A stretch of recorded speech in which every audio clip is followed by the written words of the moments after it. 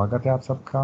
आज हम बात करेंगे बायोमास अवेलेबिलिटी इन इंडिया के बारे में। मतलब कितने जो हमारे पास रिसोर्सेज हैं, कितना ह्यूज बड़े अमाउंट में बायोमास हमारे पास अवेलेबल है हमारे इस कंट्री के अंदर कि हम अपने ऑलमोस्ट हम सारी अपनी एनर्जी जो रिक्वायरमेंट्स हैं वो हम बायोमास से फुलफिल कर सकते हैं। बजाय हम इसको पूरी तरह से रिकवर करें बहुत एफिशिएंटली, उसकी एनर्जी को हम जो है कन्वर्ट करें अपने जो है यूज़फुल पर्पस के लिए, वेस्टेज को हम बिल्कुल मिनिमाइज़ कर दें।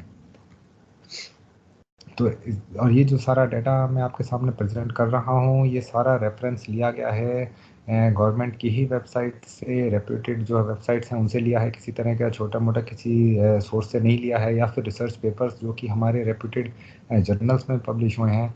ठीक है, इस तरह का जो कुछ भी डाटा है हमारे पास टोटली रिलायबल है।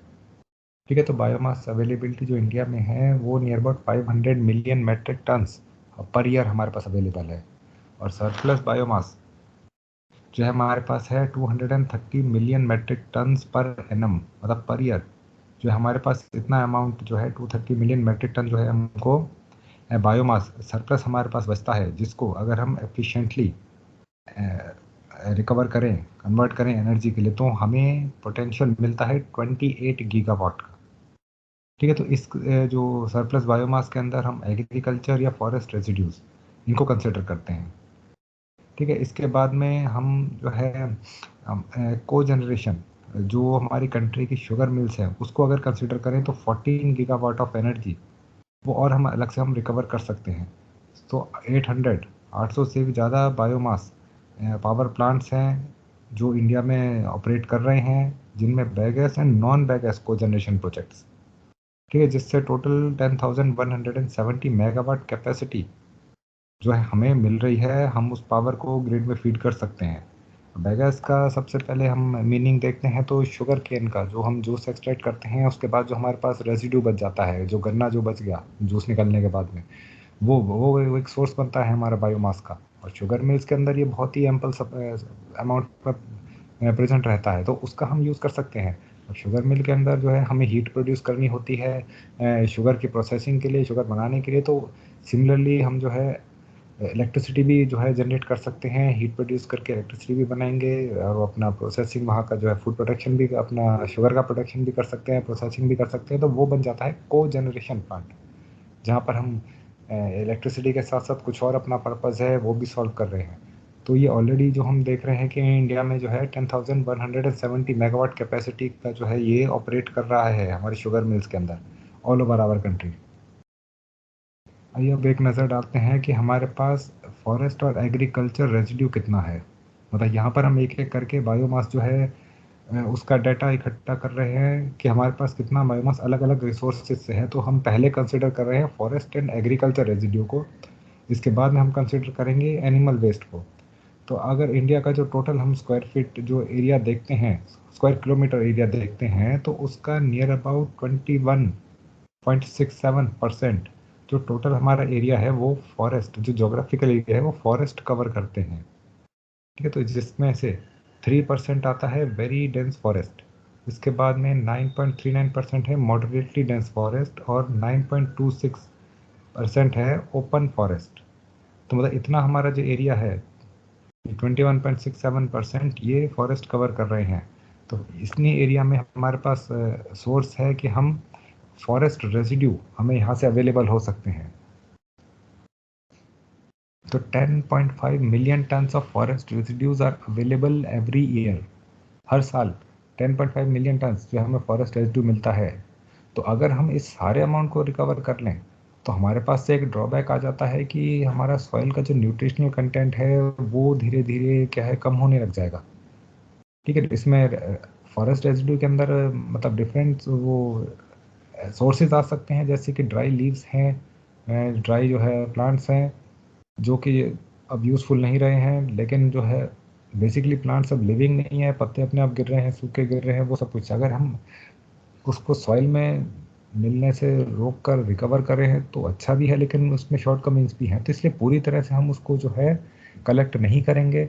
हम उसमें से 50%, हाफ अगर हम कलेक्ट कर लेते हैं, तो हम जो ये जो लिमिटेशंस हैं, न्यूट्रिशन कंटेंट जो है सॉइल का कम हो रहा है या एरोजन को हो रहा है, इस तरह की कोई प्रॉब्लम आती है, तो हम उसको अवॉइड कर सकते हैं। तो 50% अगर हम इसका मान के चलते हैं तो near about 5.2 million tonnes of forest residue हमारे पास फिर भी बचता है, जिससे कि हम एनर्जी कन्वर्जन कर सकते हैं। लेकिन ऐसा नहीं है कि यहाँ पर ये सब जो फॉरेस्ट रेजिड्यू हम कलेक्ट कर लेते हैं उसके बाद में जो है हम उसको फॉरेस्ट के ऊपर जो है मॉनिटरिंग ख़त्म कर देते हैं, तो ये भी एडवाइजेबल नहीं है। हमें मॉनिटरिंग रखनी पड़ती है। अगर हम देखते हैं कि वहाँ पे जो है धीरे धीरे जो है सॉइल का कंटेंट क्या न्यूट्रिशनल कंटेंट कम हो रहा है, तो हमें उसकी फर्टिलिटी को बढ़ाना होगा, कुछ हमें अलग से प्रोवाइड करना पड़ेगा कि ताकि उनका जो नेचुरल जो है सॉइल के जो कंटेंट्स हैं, जो क्वालिटी है, वो ख़राब ना हो। इसके बाद में दूसरा हम पॉइंट कंसिडर करते हैं जो अंडर कल्टीवेशन जो एरिया है इंडिया के अंदर, तो 51% जो इंडिया का जोग्राफिकल एरिया है वो कल्टीवेशन के अंडर आता है। तो इसमें से 501 million metric tons crop residue हमें एक साल में मिल जाते हैं। तो क्रॉप रेसिड्यू क्या हो सकता है? स्टबल जैसे एक तरह से हो गया, जो हम फूड जो क्रॉप हमारी आती है, जो फसल आती है, उसके बाद में हम उसमें से हम अपना यूज़फुल जो है ग्रेन जो है वो अलग करने के बाद जो हमारे पास रेसिड्यू बच जाता है, तो हम उसको कंसिडर करते हैं। वो एक सोर्स है बायोमास का, और बहुत ही ह्यूज अमाउंट में हमें जो है ये सोर्स मिल रहा है। 123 मिलियन मेट्रिक टन जो रेसिड्यू हमें पैडी या राइस की क्रॉप से मिल रहा है। उसके अलावा 80 मिलियन मेट्रिक टन जो रेसिड्यू है वो हमें वीट क्रॉप से मिल रहा है। अब इसको हमें हटाना होता है यहाँ से, जो वो जो हम अपना एग्रीकल्चर लैंड है उसको खाली करते हैं ताकि नेक्स्ट कल्टीवेशन के लिए तैयार हो सके। तो बहुत ही जो कॉमन प्रैक्टिस तो उसको बर्न करने की हो जाती है। लेकिन इसको बर्न करना, एक तो हमारे पास जो है एक यूज़फुल रिसोर्स है वो हमारे हाथ से जा भी रहा है, और फिर बर्निंग से जो पॉल्यूशन हो रहा है वो भी एक और दूसरी प्रॉब्लम क्रिएट कर रहा है। तो हम इसको पूरे एफिशिएंटली इसको कलेक्ट कर लें, उसके बाद में इसी को as a raw material energy source एक जो है उसको कंसिडर करते हैं, और हम इससे जो है एनर्जी रिकवर भी कर सकते हैं। तो एक बहुत ह्यूज अमाउंट ऑफ एनर्जी हम इससे रिकवर कर सकते हैं। तो पहले तो हम ये देखते हैं जैसे कि वीट क्रॉप जो है, वीट क्रॉप का रेसिड्यू जो है वो यूजुअली जो हमारे एनिमल्स हैं वो कंज्यूम कर लेते हैं, खा लेते हैं, उनके चारे में, उनके फॉडर में ये सब कंज्यूम हो जाता है। लेकिन दूसरी तरफ अगर हम देखें कि जो हमारा पैडी का जो रेसिड्यू बचता है, जो क्रॉप रेसिड्यू बचता है, वो एनिमल्स यूजुअली कंज्यूम नहीं करते हैं, वो डाइजेस्ट नहीं कर पाते हैं। तो हालांकि अंडर रिसर्च है कि हम उसके कुछ प्री ट्रीटमेंट कर लेते हैं, स्टीम प्री ट्रीटमेंट करते हैं, तो जो है वो राइस का जो स्ट्रॉ है वो भी जो है फॉडर में हम मिक्स कर सकते हैं, एनिमल उसको कंज्यूम कर लेंगे, और रिजल्ट्स अच्छे आ रहे हैं। मे बी इन फ्यूचर हम इस तरह से प्रोसेस करके उसको एनिमल फॉडर के लिए भी यूज़ कर सकते हैं। अच्छा, इसके अलावा भी हम देखें कि हमारे पास जो ये एग्रीकल्चर रेजिड्यू है उससे हम इलेक्ट्रिसिटी भी जनरेट कर सकते हैं। मतलब फॉडर के अलावा, चारे के में कंज्यूम करने के अलावा इलेक्ट्रिसिटी भी कंजप्शन हो सकता है। इसके अलावा इंडस्ट्रीज़ में, पेपर में, पल्प इंडस्ट्री में हम उसको यूज़ कर सकते हैं, और यहाँ तक कि इथेनॉल प्रोडक्शन में भी हम इसको यूज़ कर सकते हैं।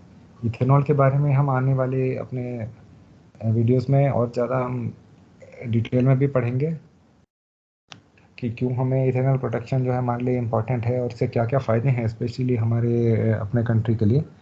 अच्छा, तो दोनों वीट और राइस जो हैं वो लिग्नो सेलुलोसिक मटेरियल्स हैं। तो हाई सेलुलोज और हेमी सेलुलोज कंटेंट जो है वो हाइड्रोलाइज किए जा सकते हैं फर्मेंटेबल शुगर में। लेकिन जो हाई क्वालिटी ऑफ जो लिग्निन जो इसमें प्रेजेंट रहता है उसको प्री ट्रीटमेंट की ज़रूरत पड़ती है। तो राइस स्ट्रॉ के अंदर जो लिग्निन है उसको प्री ट्रीटमेंट करना पड़ता है, उसके बाद में हम इसे बायो इथेनॉल के लिए यूज़ कर सकते हैं। तो अब तक हमने जो है देखा कि बहुत ही ह्यूज अमाउंट ऑफ एग्रीकल्चर और फॉरेस्ट रेसिड्यू हमारे पास हर साल हमें मिलता है, जिसको एफिशिएंटली हम कन्वर्ट कर सकते हैं, और बहुत ही ज़्यादा अमाउंट में हम एनर्जी उससे रिकवर कर सकते हैं। तो अब हम आते हैं एनिमल एंड ह्यूमन वेस्ट के ऊपर।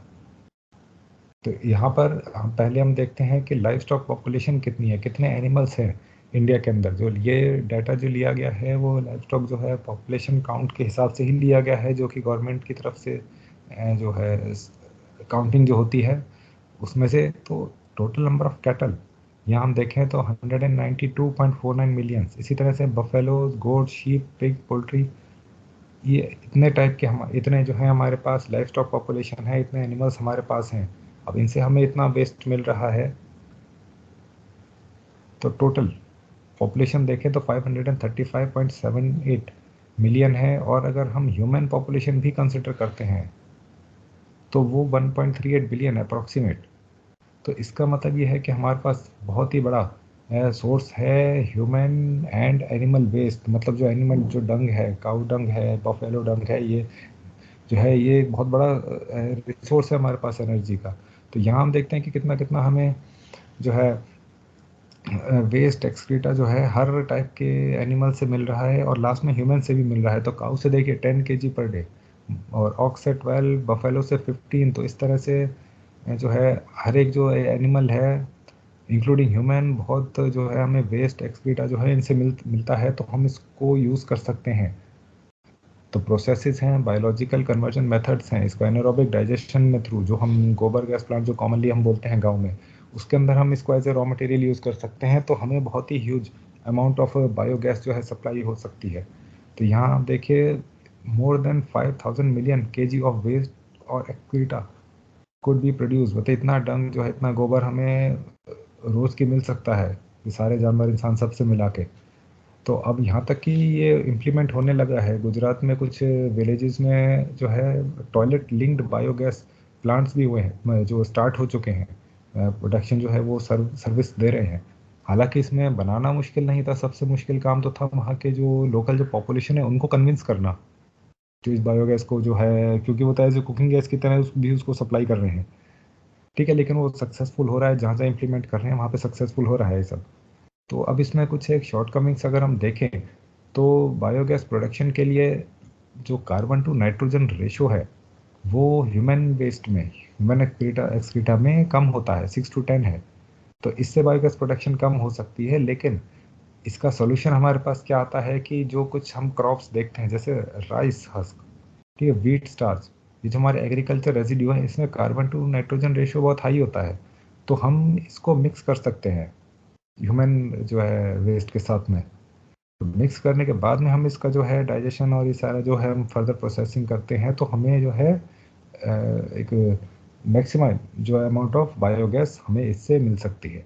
तो यहाँ हमने देखा कि किस तरह से हमारे पास जो है एक इतना बड़ा सोर्स है, एग्रीकल्चर वेस्ट है, फॉरेस्ट वेस्ट है, उसके बाद में एनिमल एंड ह्यूमन वेस्ट भी है। तो एक बहुत ही ह्यूज अमाउंट ऑफ सोर्स हमारे पास अवेलेबल है। तो हमें बस क्या करना है, इसको पूरे एफिशिएंटली इसको जो है एक्सप्लॉइट करना है, इससे एनर्जी को रिकवर करना है।